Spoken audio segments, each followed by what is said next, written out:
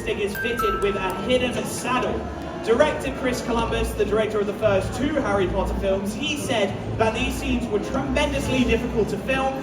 Daniel Radcliffe would later agree because he would joke that sitting on this broomstick, not the most comfortable way to spend a day on set.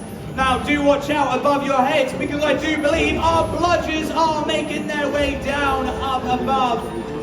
Now, where are the Weasley twins when you need them to knock them out of the way? Let's hope that they don't hit our Seeker there on his broomstick because they have a job to do. Now, these bludgers have been created by our very talented prop making department led by Pierre Bohanna. Now, it does seem like our Seeker has spotted something on the field.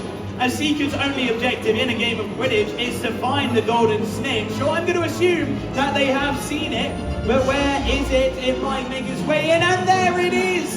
Now in this scene in Harry Potter and the Philosopher's Stone, Harry is able to catch the snitch using his mouth. Our Seeker doesn't have to go to that extreme today, but let's see. No, okay, they missed it, it's gone, it's flown off.